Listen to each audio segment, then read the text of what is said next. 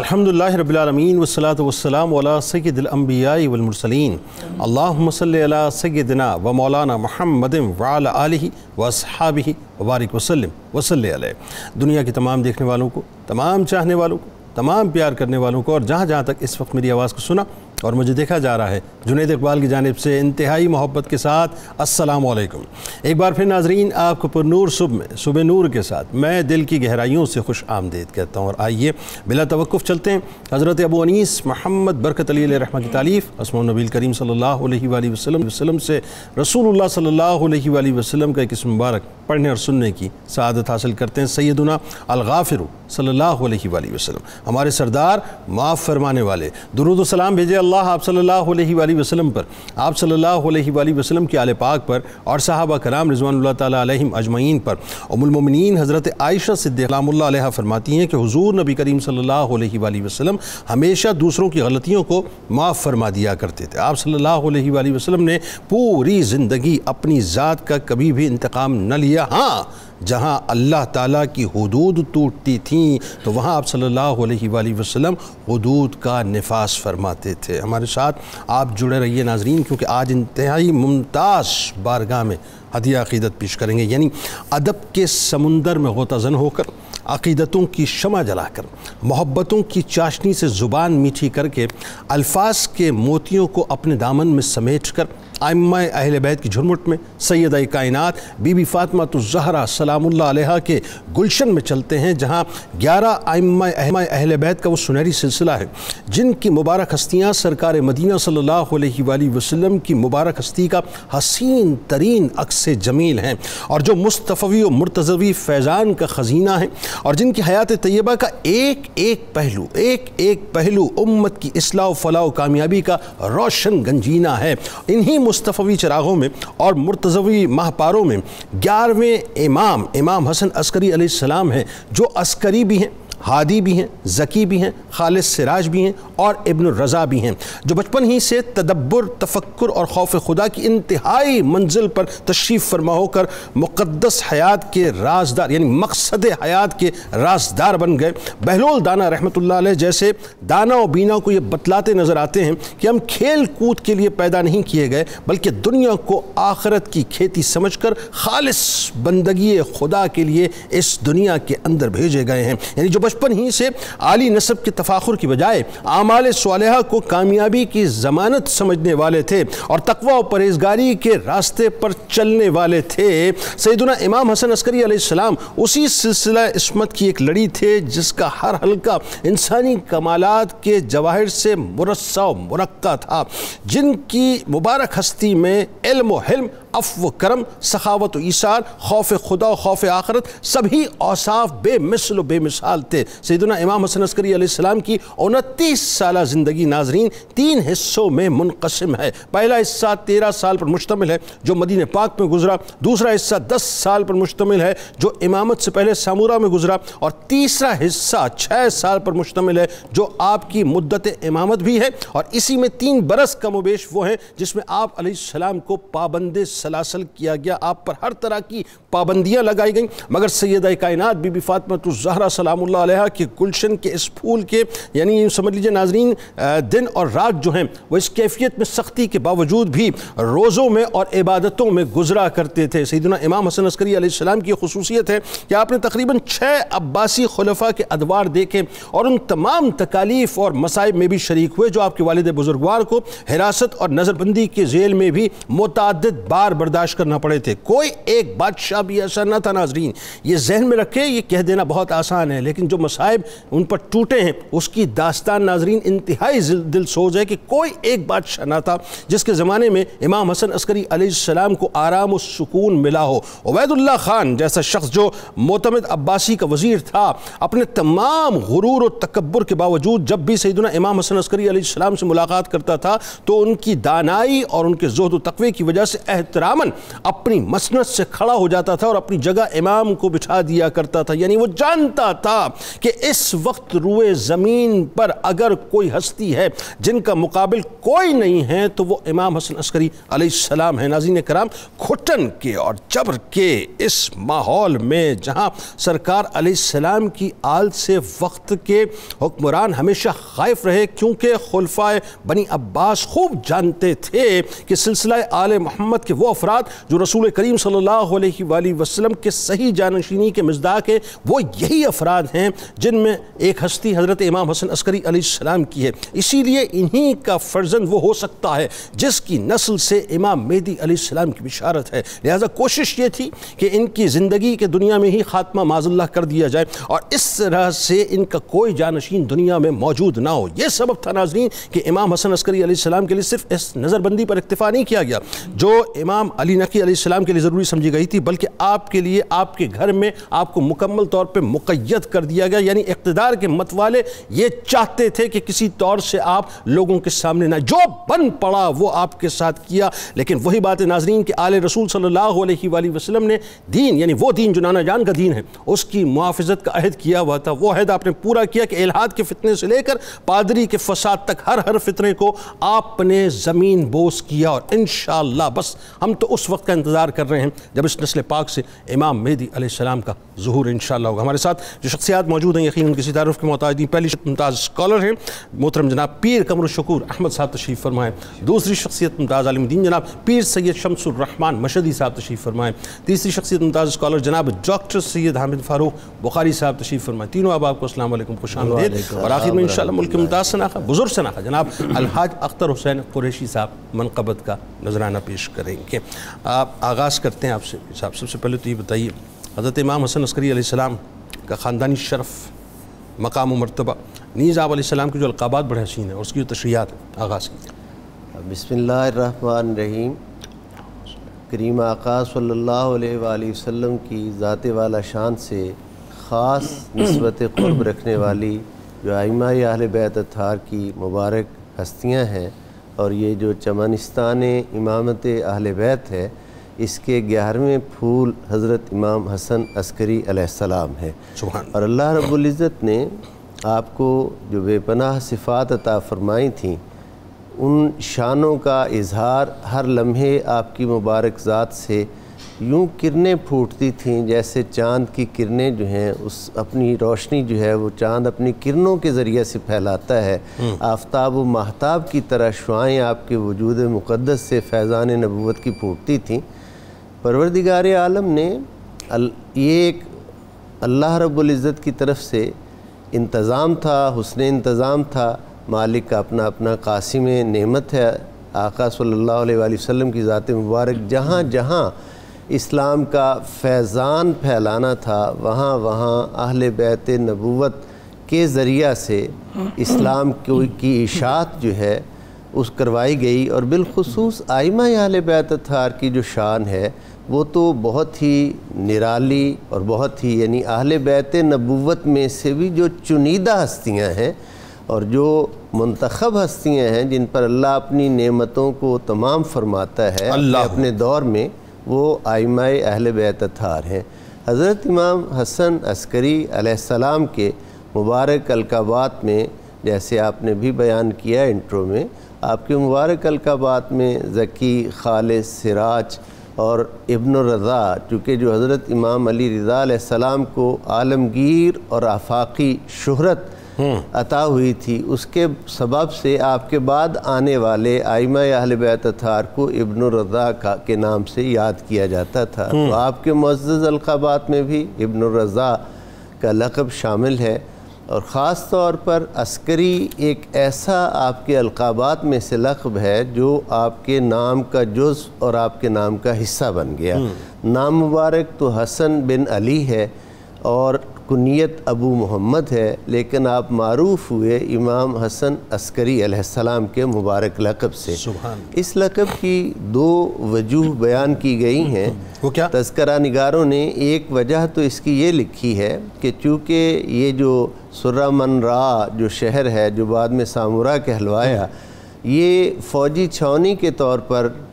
خلفائے بنو عباس نے اس کی تعمیر کی تھی، اور اس فوجی چھاؤنی کے سبب سے چونکہ فوج کو عسکر یا افواج کو عساکر عربی میں کہتے ہیں، تو اس بنا سے اس ایریا کو، اس شہر کو، یا اس جہاں 90,000 کے قریب بنو عباس کی فوج تھی، اس کو عسکر کہا جاتا تھا۔ ایک اس وجہ سے کہ اس ایریا میں ہی آپ جو تھے وہ آپ کو رکھا گیا تھا خلفائے بنو عباس کی طرف سے، آپ کے عظیم والد گرامی حضرت امام علی نقی علیہ السلام کو بھی، اور پھر ان کے بعد آپ کو بھی۔ اور دوسری اس میں آپ کی ایک کرامت جو ہے وہ جس کی وجہ سے مشہور آپ کا یہ لقب ہوا، اور وہ یہ ہے کہ ایک بار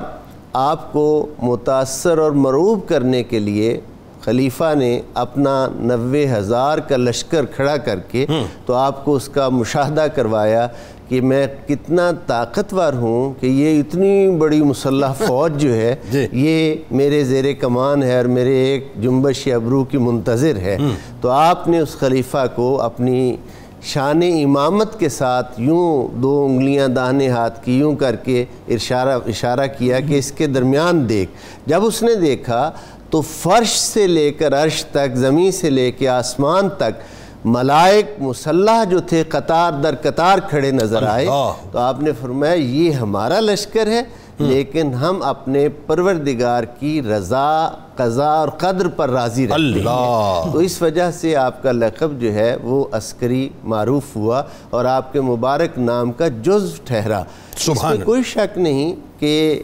یقیناً کارکنان قضا و قدر ان کی جنبش ابرو کے منتظر رہتے تھے۔ وہ جو اعلیٰ حضرت عظیم البرکت نے نعت میں سرکار کی شان بیان کی ہے، نعمتیں بانٹتا جس سمت وہ ذیشان گیا، ساتھ ہی منشی رحمت کا قلم دان گیا۔ تو یہ چونکہ حقیقی جانشین ہے حضور رسالت مآب صلی اللہ علیہ وآلہ وسلم کے، اپنے اپنے دور میں ہر امام جو ہے وہ اہل بیت نبوت کا، وہ حضور کا حقیقی وارث ہے، اور کارکنان قضا و قدر ان کی جنبش ابرو کے منتظر رہتے ہیں کہ کیا امر فرمائیں، لیکن یہ اپنے پاک پروردگار کی رضا پر راضی رہتے ہیں کہ ہمارا رب کیا پسند کرتا ہے اور ہمارا رب ہم سے کیا چاہتا ہے۔ بے شک، اور کمال یہ اسی بات کو، اسی سلسلے کو آگے بڑھاتے ہیں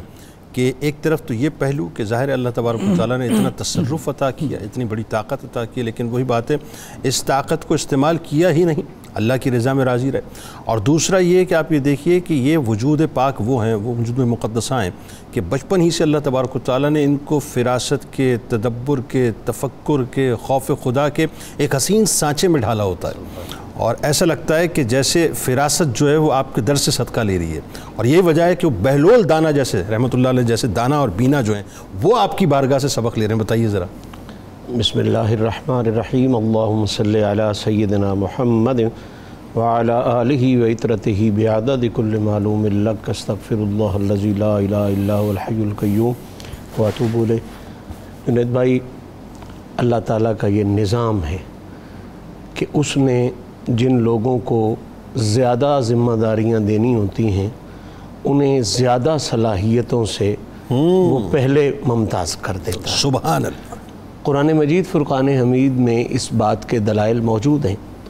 کہ اللہ تعالیٰ نے اپنے خاص بندوں کو اس بات کا محتاج نہیں رکھا کہ وہ کسی کے پاس جائیں، علم حاصل کریں تو پھر ان کے پاس علم، تدبر اور فراست آئے، بلکہ ایسے پاکیزہ ذکر بھی قرآن میں موجود ہیں۔ خاص طور پہ جناب عیسیٰ علیہ السلام کے حوالے سے کائنات جانتی ہے کہ 3 دن کی عمر میں بھی وہ فراست، تدبر اور دانائی کی عظیم ترین صداقتیں مہیا کر دیتی ہیں۔ جس طرح وہ آیے مبارکہ ہے کہ قالوا کیف نکلم من کان فی المہد صبیا، کہ یہ جو بچہ ہے پنگوڑے میں یہ کیسے بولے گا، تو فاشارت الیہ، تو جب انہوں نے اشارہ کیا تو پھر جناب عیسیٰ پاک بولے انی عبداللہ آتانی الکتاب وجعلنی نبیا۔ 3 دن کی عمر میں یہ کہنا کہ میں اللہ کا بندہ بھی ہوں، مجھے کتاب بھی دی گئی ہے، مجھے نبی بھی بنایا گیا ہے، جہاں نبوت عیسیٰ کا بہت حسین تذکرہ ہے وہاں اس حقیقت کا اعلان بھی ہے کہ یہ رب کا نظام ہے. بے شک. رب جنہیں چن لیتا ہے، جنہیں منتخب فرما لیتا ہے، ان کی تیاری اضافی کرا دیتا ہے. کیا کہنے سبحان. اور وہ محتاج نہیں رہتے کہ اب یہ بچپن گزاریں، جوانی میں آئیں اور پھر کسی قابل ٹھہریں. بالکل. اب جب عیسیٰ علیہ السلام کو اللہ تعالیٰ یہ صلاحیتیں عطا فرما دیتا ہے تو جسے اللہ نے خاتم النبیین بنایا ہے، رسولوں کا سردار بنایا ہے، اس کی عزتوں کا عالم اس حوالے سے کیا اللہ. اور جس طرح آپ نے اور قبلہ پیر صاحب نے بات کی کہ یہ نائبین ہیں حضور کے، یہ جو ائمہ اہل بیت ہیں یہ سرکار کے نائبین ہیں، تو ظاہری بات ہے نائب میں وہ صلاحیتیں آتی ہیں جبھی کسٹوڈین بنتا ہے، جبھی وہ نائب بن سکتا ہے. بالکل ٹھیک ہے. تو حضرت امام حسن عسکری ہوں یا امام حسن مجتبی ہوں، یہ حسن جو ہیں یہ حسن کی انتہا پر ہوتے ہیں، اور ان کا حسن محتاج نہیں ہوتا کہ وہ بچپن گزار کے آئے گا. ان کا حسن وہ لدنی حسن، جس طرح علم لدنی ہے اور ایک علم حاصل کرنے والا ہے کسبی، اسی طرح ان کا حسن بھی یہ لدنی حسن ہے. ان کے جب بچپنوں پر ہم غور کرتے ہیں سارے ائمہ اور بالخصوص امام حسن عسکری پر، تو قطعاً یہ بات ذہن میں ابھرتی ہی نہیں ہے کہ شاید انہوں نے کسی سے کچھ لیا ہے. یہ من لدن والی بات آتی ہے. تو 4 سال کی عمر ہو اور بچے کھیل رہے ہیں اور ایک بچہ رو رہا ہو، تو پاس اس وقت کا بہت بڑا عالم، لوگوں نے تو آج بہلول کی تاریخ نہیں نہ پڑھی، ہسٹری نہیں پڑھی، انہوں نے تو بہلول کا بس دیوانہ پن پڑھا. انہوں نے نہیں پڑھا کہ بہلول کتنا بڑا عالم اور کتنا بڑا معرفت والا تھا. اور سچی بات یہ ہے کہ بہلول علم میں، اور کیوں نہ ہوتا علم میں، چونکہ اس کا تعلق اہل بیت اور مولا علی سے ایسا تھا کہ اسے علم کی خیرات ملی، عقیدت اہل بیت کی خیرات تھی، تو علم کے اس مرکز پر پہنچ گیا تھا کہ اب لوگ جو ہیں وہ اس کے علم کا اندازہ ہی نہیں کر سکتے. اور جنت بانٹنے والا جب علم کا اندازہ نہیں ہوگا تو لوگ اسے بہلول ہی کہیں گے. تو جناب بہلول گزرتے ہیں، اور چونکہ اس کی نظر بھی ایک معرفت شناس نظر تھی، دیکھتا ہے کہ باقی بچے کھیل رہے ہیں اور ایک بچہ رو رہا ہے، تو جناب بہلول مخاطب ہوتے ہیں، کہتے ہیں کہ بیٹا اگر اس وجہ سے آپ رو رہے ہیں کہ یہ بچے تو کھلونوں کے ساتھ کھیل رہے ہیں اور آپ کے پاس کھلونا نہیں، تو میں آپ کو کھلونے ابھی لا کے دیتا ہوں. تو یہ کہنے کی دیر تھی، تو آپ نے اس وقت کے بہت بڑے عالم کو یہ جواب دیا کہ نہیں، تو آپ اس مسئلے کے لیے تو پریشان نہ ہو کہ میں کیوں رو رہا ہوں، میں کھلونوں کی وجہ سے نہیں رو رہا، ہم کھیلنے کے لیے اس دنیا میں آئے نہیں، ہم پیدا ہی نہیں کیے گئے، ہم تو مقصد حقیقی کے لیے پیدا ہوئے، ہم تو وہ علم، حکمت اور دانائی بانٹنے کے لیے پیدا ہوئے. کاش یہ بچوں کو سمجھ آ جائے کہ ہم PUBG کھیلنے کے لیے پیدا نہیں ہوئے، ظاہری بات ہے مقصد کے لیے پیدا ہوئے. سبق تو یہی ہے نا جی، سبق تو یہی ہے. اور ہمارے ائمہ نے یہ ابتدا میں سبق عطا فرمایا، جب 4 سال کے بچے کو ابھی PUBG کی سمجھ نہیں ہوتی اس وقت تک. بالکل. پھر کیا ہوا بتائیے؟ پھر جب جناب بہلول نے کہا، کچھ باتیں کی، اس نے سوچا کہ یہ بچہ 4 سال کا ہو کے تو کیسی کلام کر رہا ہے، تو ظاہری بات ہے بہلول بھی معرفت والا تھا. اس نے فوراً پھر وہ انسانیت کی جو اینڈ ہے، جو قیامت، اس کے حوالے سے باتیں کی. تو آپ پر ایک قسم کی بے ہوشی طاری ہو گئی، غش طاری، ہوش میں آئے تو اس نے کہا جناب آپ تو ابھی چھوٹے سے ہیں، آپ کو کون سا ڈر ہے قیامت کا کہ آپ اس قدر خوف محسوس کر رہے ہیں؟ تو انہوں نے فرمایا میں اکثر دیکھتا ہوں کہ میری ماں جب آگ جلاتی ہے تو بڑی لکڑیوں کو جلانے کے لیے پہلے چھوٹی لکڑیاں استعمال، تو مجھے ڈر یہ ہے کہ کہیں جہنم کا بڑے ایندھن کو جلانے کے لیے ہمارے ساتھ جن کے صدقے بخشش ہونی ہے ان کا یہ عالم ہے. یہی تو دعوت فکر ہے، اصل میں دعوت فکر یہی ہے جن کا نام لینے سے دوزخ نے ٹھنڈا ہو جانا ہے. اللہ جب وہ خوف الہی کی اس کیفیت میں ہیں تو ہماری بدقسمتی دیکھیے، ہم نام نہاد رسومات کی وجہ سے یوں سمجھتے ہیں جیسے ہمیں اب کوئی خوف نہیں رہا، کوئی مسئلہ نہیں رہا. اصل میں ائمہ اہل بیت سے جڑنے کا یہی راز ہے کہ جنہیں سرکار نے گارنٹیاں دی لأن اللہ فتمہا وذریتہا کے اعلان آئے، وہ ہر لمحہ خوف خدا، محبت خدا، اللہ کی رحمت پر امید کی خوبصورت کیفیات کی تعلیم. بالکل ٹھیک ہے. امام حسن عسکری بھی اسی سلسلے کا کم. اور بالکل اس طرح سے یہ بات ہے کہ ان کے یہاں خوف خدا اپنی انتہا پہ جس طرح نظر آتی ہے، آج مجھے کہنے دیجئے کہ آج مسلمانوں میں گناہ پر دیدہ دلیری جو ہے وہ اپنے انتہا پر نظر آتی ہے. ڈاکٹر صاحب کیا فرمائیں گے کہ یہ آپ کی حیات طیبہ اب جب نگاہوں سے گزرتی ہے تو 3 فیزز جس کا میں نے ذکر ابتدا میں کیا، میں چاہتا ہوں ذرا سا اس کی تفاصیل آپ بیان کیجئے کہ 3 مختلف ادوار میں اگر ہم ان کو منقسم کریں تو غلط نہ ہوگا۔ پھر یہ دیکھیے کہ آپ علیہ السلام پر آپ کے والد کے زمانے سے جو ظلم ستم ہوئے ان کو آپ نے ظاہر دیکھا بھی، برداشت بھی کیا، اور ایک خاص جو بات جو کہ میرا خیال ہے سننے والے سمجھنا چاہیں گے کہ کیا ایسی وجہ تھی کہ عباسی خلفاء کے اندر ایک جو نفرت، بغض یا کوئی انسیکیورٹی تھی، کیا تھا بیسکلی؟ بسم اللہ الرحمن الرحیم۔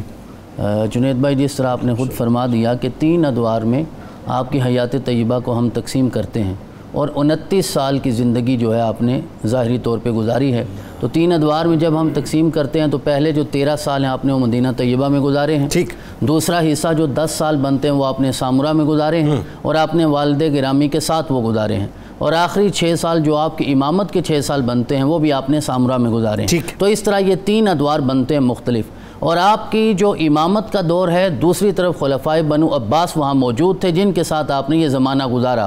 6 سال میں سے تقریباً 3 سال جو ہیں وہ آپ نے زندان میں، آپ نے جیل میں گزارے ہیں۔ اب ان 3 سالوں میں جو آپ نے جیل میں گزارے، جو جیل کا سپریڈنٹ تھا اس نے اپنے 2 غلاموں کو آپ کے لیے مقرر کر دیا تھا، بلکہ آپ پہ مسلط کر دیا تھا کہ آپ کا جو زندگی گزارنے کا انداز ہے اسے تنگ کر دیا جائے۔ لیکن یہ اللہ کی کرنی ہے، جس طرح قبلہ پیر صاحب نے بڑی تفصیل کے ساتھ بیان فرمایا کہ یہ سارے اخلاق کیونکہ یہ نائب ہیں سرکار دو عالم صلی اللہ علیہ وسلم کے، تو اتنے اعلیٰ اخلاق عطا فرمائے کہ جو 2 غلام مقرر کیے تھے آپ کو تنگ کرنے کے لیے وہ آپ کے عقیدت مند ہو گئے۔ وَمَكَرُوا وَمَكَرَ اللَّهُ، یعنی یہ لوگ اپنا مکر کرتے رہے، میرے رب نے اپنی تدبیر فرمائی ہے، تو اللہ کی تدبیر سے بہتر کوئی تدبیر نہیں ہو سکتی۔ وہ عقیدت مند ہو گئے، اور جب آپ کے قرب میں وقت گزارا، پھر جب باہر نکلے تو لوگوں کے سامنے یہ بیان کیا کرتے تھے کہ یہ خلفائے بنو عباس اس شخص سے کیوں خائف ہیں جو ساری رات سجدے میں گزارتا ہے، ساری رات عبادت کرتا ہے، ساری رات اذکار میں اور تسبیح میں گزارتا ہے،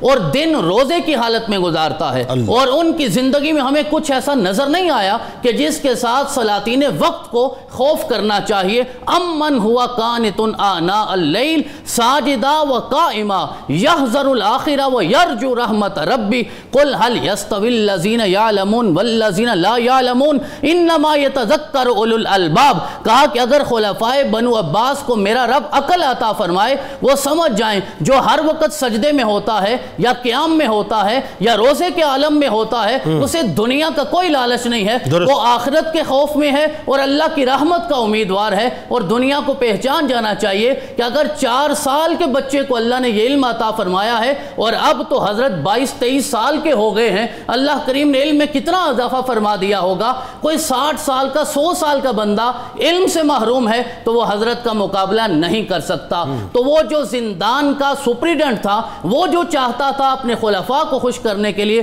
اس مقصد میں وہ کامیاب نہ ہوا۔ اور معتمد عباسی کا ایک معتمد وزیر تھا جس کا آپ نے تذکرہ کیا ابتدا میں، عبید اللہ خاقان، وہ بھی جب حضرت کے ساتھ دل سے بغض بھی رکھتا تھا، لیکن جب سامنے آتے تو کھڑا ہو جاتا، آپ کو اپنی مسند پہ بٹھاتا، اور مسند پہ بٹھا کے اعتراف کر کے کہتا کہ میں پوری دنیا کو یہ بتانا چاہتا ہوں کہ اس وقت زمانے میں آپ سے دانا بھی کوئی نہیں ہے، آپ سے زیادہ عقل مند بھی کوئی نہیں، عابد بھی کوئی نہیں، زاہد بھی کوئی نہیں۔ آپ کتنے دانا ہوں گے کہ آپ سے وابستہ ہو جانے کو زمانہ آج تک دانا کہتا ہے۔ آپ کی دانائی کتنی ہوگی کہ جو آپ کے پلو سے وابستہ ہو جائے، آپ کے قدموں سے وابستہ ہو جائے، وہ ضرب المثل ہو جاتا ہے دانائی میں۔ تو اللہ نے آپ کو کتنی دانائی عطا فرمائی ہوگی۔ عبید اللہ خاقان کا بیٹا تھا، وہ بھی جب نکلتا تھا باہر اور لوگوں میں جا کے سامرہ میں سوال کرتا تھا آپ کے بارے میں، تو سوائے آپ کی محبت، آپ کی عقیدت، آپ کی عاجزی، آپ کے انکسار اور تواضع کے علاوہ اسے سننے میں کچھ نہیں ملتا تھا۔ خوف کی وجہ یہ بھی تھی کہ ان کو یہ پتا تھا کہ امام مہدی علیہ السلام اسی نسل پاک سے آنے ہیں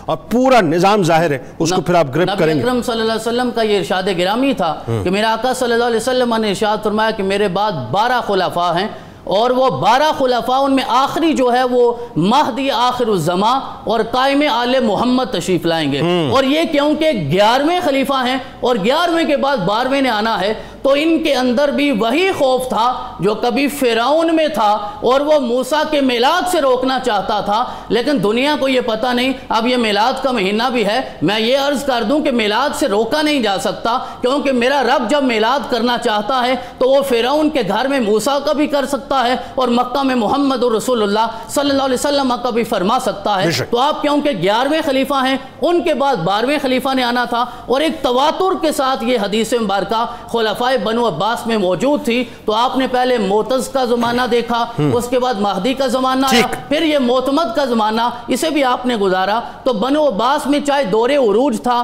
یا دور زوال تھا، ان کی اپنی پیچیدگیاں یا مشکلات تھیں، یا وہ سکون کے ساتھ زندگی گزار رہے تھے، لیکن اہل بیت کے ساتھ تواتر کے ساتھ انہوں نے یہی رویہ رکھا۔ لیکن میں پھر آخر میں عرض کروں گا کہ یہ سلسلہ چلنا ہے، قیامت تک چلنا ہے، کیونکہ میرے رب کا وعدہ ہے اِنَّا أَعْطَيْنَاكَ الْكَوْثَرَ، اور ان کے بارے میں میرے رب نے فرما دیا اِنَّ شَانِئَكَ هُوَ الْأَبْتَرُ۔ تو یہ سلسلہ صبح قیامت تک سبحان اللہ۔ ناظرین کرام، 6 خلفاء کے ادوار دیکھے امام حسن عسکری علیہ السلام نے، اور یو کانٹ امیجن کہ جی وہ جو ظاہر ہے، ہم نے آپ سے کہا نا کہ ہم یہ 1300-1400 برس کے بعد بیٹھ کے گفتگو کر رہے ہوتے ہیں، لیکن ذرا سوچئے کہ وہ کتنا حبس کا ماحول ہوگا، کتنا ظلم اور جبر کا ماحول ہوگا، کہ پوری، اگر میں بلا تمثیل اگر آج کی ٹائم میں بات کروں کہ پوری حکومتی مشینری اگر ایک طرف لگ جائے اور دوسری طرف ایک شخصیت کھڑی ہوئی ہو، تو ذرا سوچئے کہ صورتحال کیا ہوگی۔ تو اتنا حبس کا ماحول، آپ اس کو بیان نہیں کر سکتے، لیکن اس کے باوجود بھی آپ نے علم جو ہے وہ بلند رکھا، اور کمال یہ ہے صاحب، یہ ہوتی ہے شان۔ دیکھیں ائمہ اہل بیت کی کیا شان ہے کہ سب کچھ ہونے کے باوجود جب نانا جان کے دین کی بقا کی بات آئی، یا اس کا مسئلہ آیا، یا اس کی نظریات کے تحفظ کی بات آئی، تو فوراً آپ نے تمام باتوں کو بھلایا اور اس کے لیے کھڑے ہو گئے۔ اب کیسے کھڑے ہو گئے یہ آپ کو وقفے کے بعد بتاؤں گا، میرے ساتھ رہیے گا انشاءاللہ۔ اور جب لوٹیں گے تو ایک بات اور بڑی اہم ہے، جس مرض میں آج میرا خیال ہے شاید ہم کم و بیش سبھی مبتلا ہیں، اس مرض کی تشخیص اس وقت آپ نے کر دی تھی۔ تھوڑی سی گفتگو ہوگی بریک کے بعد انشاءاللہ۔ درود پاک۔ اللهم صل على سيدنا ومولانا محمد وعلى سيدنا علي وسيدتنا فاطمة وسيدتنا زينب وسيدنا حسن وسيدنا حسين وعلى وصحبه وبارك وسلم وبارك سيدنا علي وسيدتنا فاطمة وسيدتنا زينب وسيدنا حسن وسيدنا حسين وعلى وصحبه وبارك وسلم ومولانا محمد وعلى سيدنا علي وسيدتنا ایک بار پھر ناظرین میں آپ کو خوش آمدید کہتا ہوں۔ ائمہ اہل بیت کی عظیم ترین کہکشاں کے انتہائی حسین ترین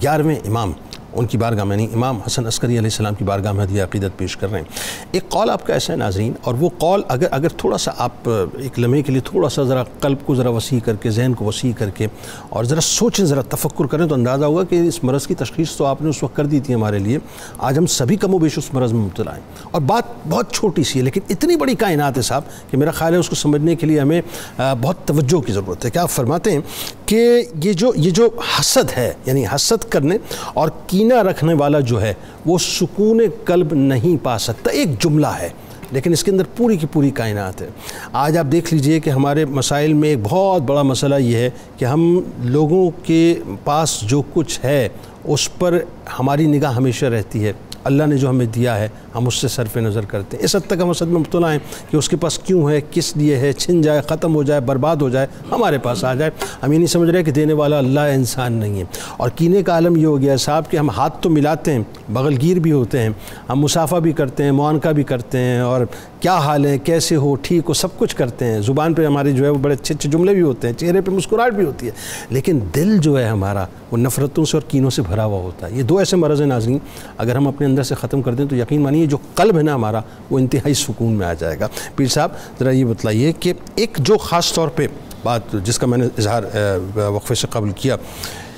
اتنا سب کچھ کرنے کے بعد یعنی ایک طرف تو یہ کہ پوری حکومتی مشینری لگی ہوئی تھی، لیکن وہی بات ہے جب دین کی بقا کی بات آئی، جب لوگوں کی ایمان کے تحفظ کی بات آئی، جب دیکھا کہ فتنہ جو ہے کوئی ایک ایسا بپا ہو گیا ہے کہ جس کا سر قلم ہونا چاہیے، تو اپنے نانا جان کے دین کو بچانے کے لیے ظلم، جبر، تشدد، وہ تمام باتوں کو بھلا کر وہ جو پادری والا واقعہ ہے میں اس کی طرف جانا چاہ رہا ہوں اور آپ کو لے کے جانا چاہ رہا ہوں، تو ذرا ہمیں بتائیے اس فتنے کا قلع کما کرنے کے لیے کس انداز سے آپ کھڑے ہوئے تھے؟ ائمہ اہل بیت اطہار کو جو چیز ہر دور میں اپنے ہم اثر علماء سے، فضلاء سے اور خود سادات بنو ہاشم سے جو ممتاز کرتی ہے وہ یہ چیز کرتی ہے کہ یہ ہستیاں کبھی بھی حالات کے جبر سے، حالات کی انتہا پسندی سے، کبھی بھی ان ہستیوں کے مزاج میں کوئی تغیر واقع نہیں ہوتا، یہ اپنے فرض منصبی سے کبھی غافل نہیں ہوتی، اور اسی لیے میرے اور آپ کے کریم آقا صلی اللہ علیہ وآلہ وسلم نے خطبہ حجۃ الوداع کے موقع پر بالخصوص یہ فرمایا تھا کہ میں تمہارے درمیان دو گراں قدر چیزیں چھوڑے جا رہا ہوں، ان سے جب تک تم تعلق و تمسک قائم رکھو گے کبھی گمراہ نہیں ہو سکو گے، ایک اللہ کی کتاب قرآن اور ایک میری اہل بیت میری اللہ۔ اب یہ وہ اسیر زندان کر کے جیل میں ڈال کے بادشاہ اپنے حسد کی جو آگ ہے، انتقام کی جو آگ ہے، جو اسے خوف ہے اپنے اقتدار کی ناپائیداری کا، جو ایک گھن کی طرح ان لوگوں کے دل و دماغ کو کھا رہا ہوتا ہے، وہ اس وجہ سے خوفزدہ ہیں، لیکن آپ اسیر زندہ ہو کر بھی اپنے نانا جان کی شان کو، اپنے دین کو اور دین کے حوالہ سے جو آپ پر ذمہ داری عائد ہوتی ہے، آپ کی نظر اس بات پر ہے کہ میرے ذمہ کام کیا ہے، میرا مقصد کیا ہے، میری ڈیوٹی مالک کی طرف سے کیا ہے۔ اب جب وہ ایک دفعہ قحط پڑا اور قحط کی وجہ سے معتمد نے کہا کہ چلیں لوگ جتنے بھی ہیں سارے نماز استسقاء ادا کریں، 3 دن تک مسلمان باہر نکلتے رہے آبادی سے اور نماز استسقاء یعنی پڑھ کر بارش کی دعا مانگتے رہے، جو مسنون ہے پڑھنی قحط کے دنوں میں بارش کے لیے، لیکن بارش نہ برسی۔ وجہ یہی ہے کہ جیسے آج ہمارے اعمال ہیں ویسی اس وقت کی حالت نظر آتی ہے۔ بالکل درست۔ اچھا، اب عیسائیوں کا ایک بہت بڑی جماعت تھی، انہوں نے کہا کہ اگر آپ اجازت دیں، بادشاہ سے کہا اجازت دیں تو ہم کوشش کریں۔ بادشاہ نے کہا ٹھیک ہے، ایک ضرورت ہے پانی کی، باران کی رحمت کی ضرورت ہے، باران رحمت کی کوشش کریں۔ اب وہ پادری اپنے بہت سے لوگوں کو لے کر جب باہر نکلا اور نکلنے کے بعد لوگ جمع ہوئے تو اس نے دعا کے لیے ہاتھ اٹھائے تو فوراً بارش شروع ہو گئی۔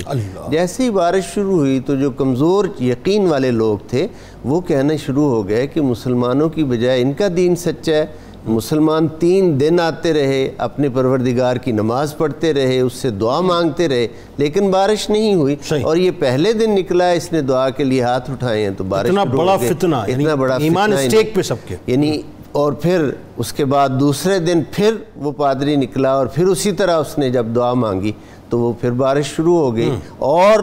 لوگوں کے ایمان جو تھے وہ کمزور ہونا شروع ہو گئے۔ اور یہ جو ملوکیت اور بادشاہت ہوتی ہے نا، یہ اس کا اثر ہوتا ہے کہ لوگ یہ اللہ پر توکل کرنے کی بجائے وہ لوگ اسی طرح کے جو اوپر سے برائی چلی آ رہی ہوتی، لوگوں کی فکر بھی اسی طرح بگڑنا شروع ہو جاتی ہے۔ اب جب دوسرے دن بھی ایسا ہوا تو لوگوں میں چہمہ گوئیاں شروع ہو گئیں، بات جو تھی وہ بادشاہ تک پہنچی تو اس نے آپ کی خدمت اقدس میں پیغام بھیجا۔ صالح بن یوسف نام تذکروں میں ملتا ہے، اس وقت کے سپرنٹینڈنٹ جیل کا جس کی کنسٹڈی میں آپ تھے، اس کو پیغام بھیجا کہ حضرت امام حسن عسکری علیہ السلام کی خدمت میں عرض کریں کہ اپنے نانا جان کی امت کا خیال کیجئے۔ چنانچہ آپ کی خدمت میں اس نے حاضر ہو کر عرض کیا اور آپ کو کہا کہ آپ تشریف لائیں۔ جب آپ باہر تشریف لائے تو ایک طرف وہ پادری اپنے لوگوں کے ساتھ فالورز کے ساتھ نکلا، دوسری طرف آپ کے پیچھے مسلمانوں کی ایک بڑی جماعت تھی۔ جیسے ہی اس پادری نے ہاتھ دعا کے لیے اٹھائے تو اس بارش پھر شروع ہوئی۔ آپ نے اپنے ایک خاص خادم کو فرمایا کہ اس کے ہاتھ میں جا کر دیکھو، تبرکات انبیاء میں سے ایک چیز ہے اس کے ہاتھ میں، وہ اس سے لے کے آؤ۔ جب وہ اس سے لے کر آئے، وہ ایک چھوٹا سا جسم کا ٹکڑا، ہڈی تھی ایک، چونکہ متعدد انبیاء کو بنی اسرائیل نے قتل کیا تھا، شہید کیا تھا، تو ان کے جسم کا عضو جو تھا ہم احتراماً اسے تبرکات انبیاء میں سے ایک تبرک کہہ سکتے ہیں، مطلقاً یہ جی وہ لے کر آیا تو آپ نے اسے کپڑے میں لپیٹا، اور لپیٹنے کے بعد آپ نے فرمایا کہ جا کر اس کو، جیسے ہی وہ لپیٹنے کے بعد اس نے پکڑا ہاتھ میں اور دعا کے لیے ہاتھ اٹھائے تو بارش نہیں ہو رہی، بادل نہ آئے، ٹھیک ہے، بادل نہ آیا۔ آپ نے فرمایا کہ یہ نہ اس کی دعا کا کمال ہے، نہ اس کا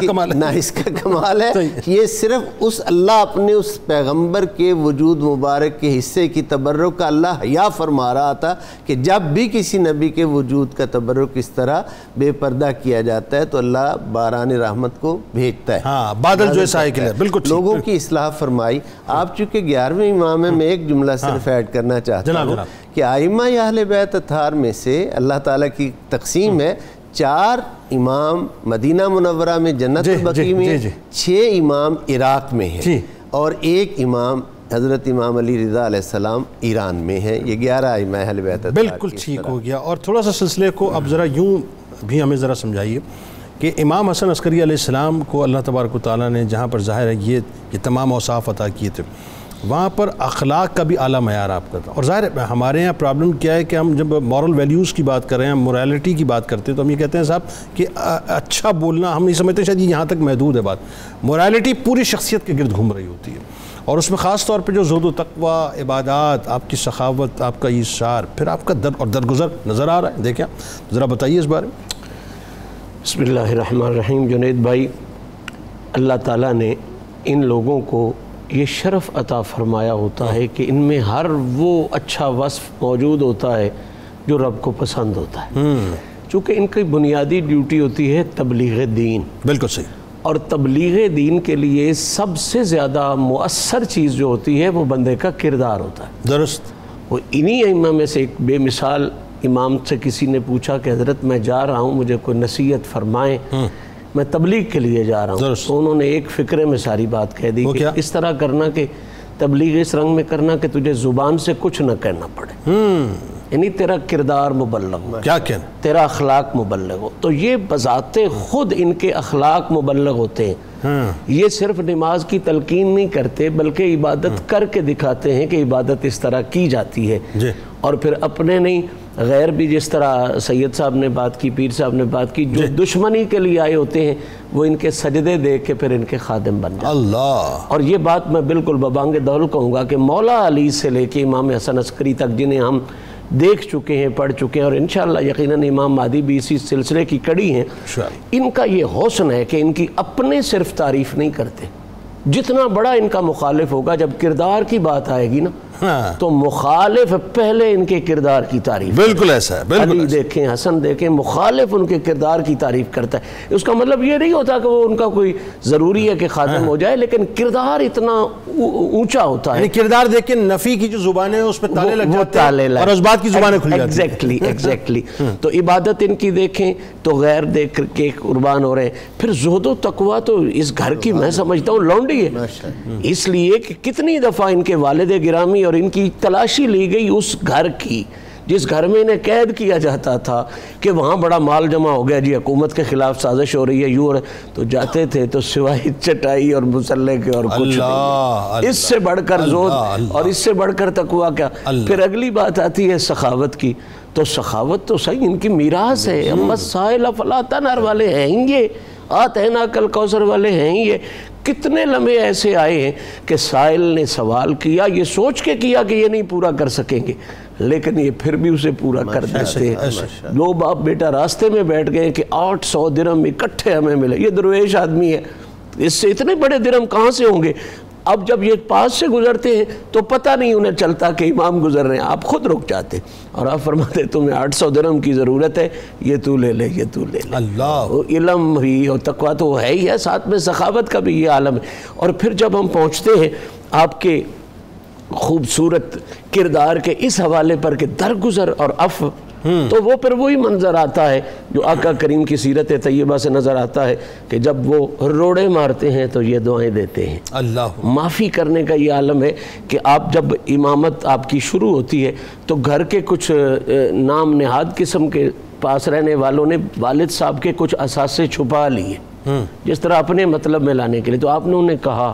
کہ مجھے پتہ ہے کہ کس کس نے کیا کیا ہے، لیکن اگر تم خود سچائی کا اعلان کر دو تو اتنا بڑا جرم کہ باپ چلا گیا اور تم نے وہ اثاثے چھپا دیے اور زیادتی کیا میرے ساتھ، تو میں اسے بھی معاف کر دوں گا۔ پھر دنیا نے دیکھا انہوں نے جو بات سچی کرتے گئے وہ معاف کرتے گئے۔ عباسیوں نے کیا نہیں کیا، لیکن جب بھی مسئلہ آیا ہے انہوں نے معافی کر کے بتایا ہے کہ ہم انتقام لینے والے نہیں ہیں، ذاتی طور پر ذاتی انتقام لینے والے ذات کا تعلق، ہاں ذاتی، لیکن حدود اللہ کی جب بات آئے معافی دینے والے، تو اس میں حدود انکار اللہ کی نہیں۔ بات آئے تو پھر تو یہ رکھے ہیں، بالکل۔ ان سے بڑھ کر پھر اور کون۔ آخر میں اس میں جو بڑا ایک اہم نقطہ ہے وہ یہ کہ امام حسن عسکری علیہ السلام کا جو ظاہر علمی مقام مرتبہ،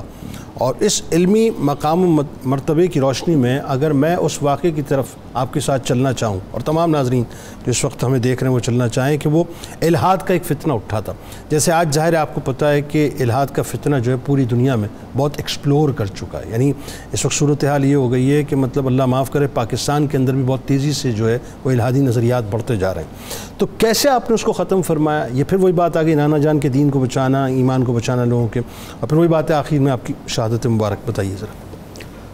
جنید بھائی، آپ کی حیات طیبہ مختصر ہے، تقریباً 28-29 سال کی، لیکن آپ کے بحر علم سے اللہ کریم نے بڑے بڑے علماء کو بھی سیراب فرمایا ہے، اور اس زمانے میں جو فلاسفہ تھے وہ دہریت اور الحاد کے علم بردار تھے۔ آپ ان کے سامنے بھی چٹان بن کے کھڑے ہوئے اور دین کا دفاع کیا۔ جس مشہور واقعہ کی طرف آپ اشارہ فرما رہے ہیں وہ ہے ابو اسحاق کندی کا، کہ ابو اسحاق کندی نے قرآن عزیز کے حوالے سے کتاب لکھنا چاہی تناقض القرآن پہ، اور اس کا مقصد یہ تھا کہ میں یہ ثابت کروں کہ قرآن پاک کی نعوذ باللہ ثم نعوذ باللہ بہت ساری آیات ایسی ہیں کہ جن کے معنی میں باہم اختلاف ہے، کہ ایک آیت ایک معنی ظاہر کرتی ہے، دوسری اس کا الٹ بیان کر دیتی ہے، تو تناقض یعنی آیات کے درمیان باہم تناقض بیان کر رہا تھا، اور وہ بہت بڑا فلسفی تھا، عالم تھا، ہزاروں لوگ اس کے شاگرد اور طلاب میں شامل تھے۔ وہ اگر کتاب لکھ دی جاتی، منظر عام پہ آ جاتی، تو بہت سارے لوگوں کے ایمان کے لیے خطرہ بن جاتا، جس کی طرف آپ نے اشارہ کیا۔ حضرت کو جب اس کی خبر پہنچی تو آپ کے اندر پریشانی آ گئی، آپ یہ کچھ اس کا حل فرمانا چاہتے تھے، تو اس ابو اسحاق کندی کے کچھ طلباء آپ کو ملنے کے لیے آئے، آپ کی خدمت میں حاضر ہوئے اس کے شاگرد، تو آپ نے ارشاد فرمایا تم میں سے کوئی اتنا سمجھدار دنا نہیں ہے کہ وہ اپنے استاد کو جا کے روکے؟ تو انہوں نے عرض کیا حضرت وہ ہمارے استاد ہیں، ہم ان کے سامنے کیسے کوئی دلیل دے سکتے ہیں؟ تو آپ نے ارشاد فرمایا کہ اگر تم خود دلیل نہیں دے سکتے تو میرا پیغام مجھ تک پہنچا دو۔ عرض کیا حضرت آپ ارشاد فرمائیے۔ آپ نے فرمایا میرا یہ پیغام وہاں جا کے پہنچا دو، کیا یہ ممکن نہیں ہے کہ کسی ایک لفظ یا کسی ایک آیت کا وہ معنی جو تم مراد لیتے ہو اس کے علاوہ کوئی اور بھی ہو سکتا ہے؟ اور آپ نے بہت سارے کلام عرب سے شواہد بھی عطا فرمائے، اور عربی زبان میں یہ طاقت بھی ہے کہ ایک لفظ کے کئی معنی ہوتے ہیں۔ مثلا لفظ صلاۃ ہے تو اس کے بہت سارے معنی ہیں، تو ایک لفظ کے بہت سارے معنی ہوتے ہیں۔ تو آپ نے ارشاد فرمایا اگر متکلم قرآنی یعنی اللہ کریم خود ارشاد فرما دیں کہ میرا مقصود تو یہ تھا، میرا معنی تو یہ تھا، کیا اللہ کی بارگاہ میں کھڑا ہو کے تو یہ بات کر سکتا ہے کہ نہیں میرا وہم زیادہ بہتر ہے اور میرا رب جو فرما رہا ہے وہ بات بہتر نہیں ہے؟ کہا اتنی بڑی جرت تو کوئی نہیں کر سکتا۔ آپ نے فرمایا بس یہ میرا پیغام اس تک پہنچانا ہے۔ وہاں پیغام جب پہنچا تو لاب نے جا کر یہ بات کی، تو پہلے تو اس نے کہا کہ تمہاری عقل سے اور تمہاری قابلیت سے یہ بالا تر بات ہے، تم اپنی طرف سے یہ بات نہیں کر سکتے، یہ تمہیں کس نے پڑھایا ہے، یہ سبق کس نے سکھایا ہے؟ تو پہلے تو انہوں نے جھٹلا دیا کہ ہم اپنی طرف سے بات کر رہے ہیں، پھر اس نے قسم دی تو کہا گیا کہ ہم حضرت ابو محمد حسن عسکری رضی اللہ تعالیٰ عنہ علیہ السلام سے ملے تھے، آپ کا یہ پیغام ہے۔ تو وہ بھی ایک منصف مزاج آدمی تھا، اس نے کہا اللہ کی عزت کی قسم قرآن کا اس سے بڑھ کر دفاع وہی کر سکتے ہیں جو گھر والے ہیں، جو صاحب قرآن کی آل ہیں، صاحب قرآن کی اولاد ہیں، کیونکہ اللہ کے رسول نے ارشاد فرمایا تھا قرآن اور میری اولاد حوض کوثر تک اکٹھے رہیں گے، انہیں کوئی جدا نہیں کر سکتا۔ اس کے بعد پھر اس نے آگ منگوائی، وہ راکھ رکھے، جلا کے اسے راکھ کر دیا۔ اس طرح اتنا بڑا الہاد کا فتنہ تھا جس سے آپ نے اس امت کو محفوظ فرمایا۔ آخر میں آپ کا ایک قول 2 جملے عرض کر کے بات ختم کرتا ہوں۔ آپ ارشاد فرماتے ہیں کہ اورع الناس من وقف عند الشبہہ، آپ ارشاد فرماتے ہیں سب سے زیادہ متقی وہ ہے کہ جب کوئی بات ایسی آ جائے جس میں شک پیدا ہو تو وہاں رک جائے، ٹھہر جائے، وہ متقی ہے۔ حلال حرام واضح ہو وہاں تقوی کی بات نہیں ہے۔ عابد الناس من اقام علی الصلاۃ، سب سے زیادہ عبادت گزار وہ ہے کہ جس کی نماز کبھی ضائع نہ ہو۔ ازہد الناس من ترک الحرام، اشد الناس اجتہادا من ترک الذنوب۔ تو آپ کی ساری زندگی کا فلسفہ یہ ہے حرام سے بھی بچو، گناہ سے بھی بچو، شبہ سے دور رہو، تو پھر میرا رب ایمان کی خود حفاظت فرماتا ہے۔ بہت شکریہ آپ تینوں احباب کا۔ آئیے جناب آپ کو لیے چلتے ہیں، چونکہ آج 5 اکتوبر ہے، ورلڈ ٹیچرز ڈے ہے، تو تھوڑا سا اساتذہ کی بارگاہ میں بھی جو ہے وہ ہدیہ عقیدت پیش کرتے ہیں۔ اچھا بات یہ ہے کہ استاد کا رتبہ ظاہر ہے یہ اس میں کوئی دوسری رائے نہیں ہے کہ انتہائی بلند ہے، اور اس بلندی کا اندازہ اگر صرف آپ اس بات سے لگا لیں کہ سرور دو جہاں صلی اللہ علیہ وآلہ وسلم نے اپنے مقام و مرتبے کو ان الفاظ میں بیان کیا ہے کہ مجھے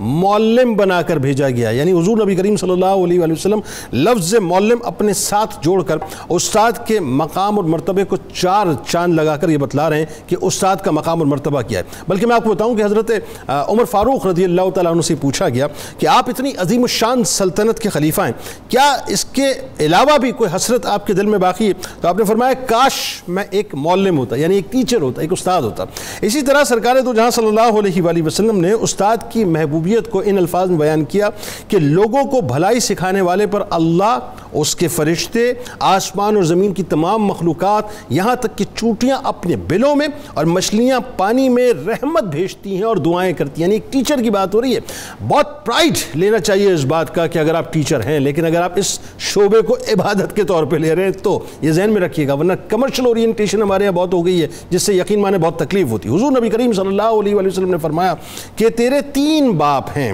ایک وہ تیرے دنیا میں آنے کا باعث بنا یعنی تیرا والد، دوسرا وہ جس تجھے اپنی بیٹی دی یعنی تیرے سسر، اور تیسرا وہ جس نے تجھے علم و آگہی سے نوازا یعنی تیرا استاد۔ اب ذہن میں رکھیں استاد اس پلر کی طرح ہے جس پر تہذیب یافتہ اور ترقی یافتہ معاشروں کی عمارت کھڑی ہوتی ہے۔ اگر استاد صحیح نہیں ہے یا استاد مستحکم نہیں ہے، ڈیڈیکیٹڈ نہیں ہے، پھر وہ عمارت جو ہے وہ کھڑی نہیں ہو سکتی۔ استاد اس زرخیزی کا نام ہے جو بنجر زمینوں میں اپنے علم کی کھاد سے شعور کی کھیتی اگا دیا کرتا ہے۔ استاد اس شفاف پانی کا نام ہے جس سے طالب علموں کے ذہنوں کی فصلیں سیراب ہو جایا کرتی ہیں۔ استاد اس خوشبو کا نام ہے جو تعفن زدہ ذہنوں کو معطر کر دیا کرتا ہے۔ استاد اس مصور کا نام ہے، ایک کینوس ہوتا ہے نا صاحب، اس پر آپ ایک تصویر بناتے ہیں۔ استاد بیسیکلی اس مصور کا نام ہے جو انفرادی اور اجتماعی طور پر معاشرے کے ظاہر و باطن میں رنگ بھر دیا کرتا ہے، اس کو حسین کر دیا کرتا ہے، یعنی جو تصویر چاہتا ہے اس کینوس پہ پینٹ کر دیا کرتا ہے۔ استاد اس دیے کا نام ہے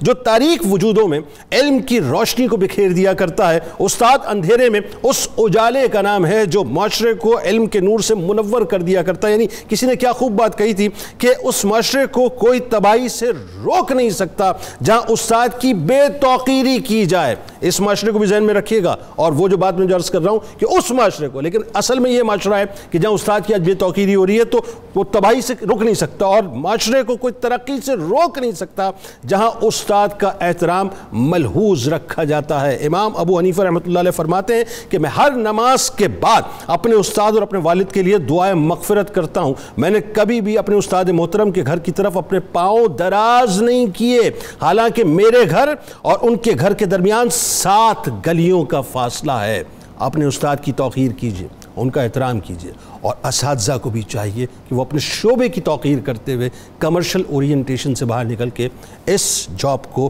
جاب سمجھ کے نہیں عبادت سمجھ کے ادا کریں۔ ہمارے ساتھ ملک کے ممتاز سناخواں بزرگ سناخواں جناب الحاج اختر حسین قریشی صاحب تشریف فرمائیں۔ آپ کو خوش آمدید، السلام علیکم۔ انشاءاللہ آپ سے کلام سنیں گے، اور آخر میں چلتے ہیں کتاب الشفا کی جانب۔ آنکھوں کی حفاظت کا عمل آپ کو بتلاتے ہیں کہ ہر فرض نماز کے بعد 11 بار اللہ تعالیٰ کا اسم گرامی یا نورو پڑھ کے ہاتھوں پر دم کر کہ آنکھوں پر پھیر لینے سے آنکھوں کی تکلیف انشاءاللہ دور ہو جاتی ہے، اس سے آپ محفوظ رہیں گے۔ اول و آخر درود پاک لازمی پڑھیں۔ حضرت امام حسن عسکری علیہ السلام کا قول مبارک ہے کہ حصول رزق میں فرائض و واجبات سے انحراف نہ کرو، کیونکہ رزق کا ضامن اللہ تعالیٰ ہے، اس لیے تمہارا رزق تمہارے واجبات سے تمہیں واجبات سے نہ روک دے۔ روزنامہ 92 نیوز میں مضمون ضرور پڑھیے گا حضرت حسن عسکری علیہ السلام کے حوالے سے۔ ٹویٹر پہ ضرور فالو کیجیے گا، فیس بک پیج کو لائک کیجیے گا، یوٹیوب چینل کو سبسکرائب کر کے بیل آئیکن کو ضرور کلک کیجیے گا۔ آپ وہاں موجود ہیں، یہاں موجود ہیں، مل کے نعرہ لگائیں گے، لیکن اس سے پہلے ذرا روح سے تجدید عہد وفا کرتے ہیں۔ لا یؤمن احدکم حتی اکون احب الیہ من والدہ وولدہ والناس اجمعین۔ اللہ تعالیٰ آپ کا، ہمارا، ہم سب کا، پاکستان کا اور امت مسلمہ کا حامی و ناصر ہو، آمین۔ پاکستان کا مطلب کیا؟ لا الہ الا اللہ محمد رسول اللہ صلی اللہ علیہ وآلہ وسلم۔ جناب حسن عسکری پر کرم ہے خدا کا، حسن عسکری پر کرم ہے خدا کا، ملا ان کو فیضان ہے مصطفیٰ کا، ملا ان کو فیضان ہے مصطفیٰ کا، حسن عسکری پر کرم ہے خدا کا، ہدایت کا سر چشمہ ہے ذات ان کی، ہدایت کا سر چشمہ ہے ذات ان کی، رہے سلسلہ جاری ان کی سخا کا، رہے سلسلہ جاری ان کی سخا کا، معارف کا گنجینہ ان کا ہے سینہ، معارف کا گنجینہ ان کا ہے سینہ، ہے علم کا ازبر علی مرتضیٰ کا، ہے علم کا ازبر علی مرتضیٰ کا، حسن عسکری پر کرم ہے خدا کا، وہ عابد امام زمانہ وہ عارف، وہ عابد امام زمانہ وہ عارف، یہ ساجد بھی طالب ہے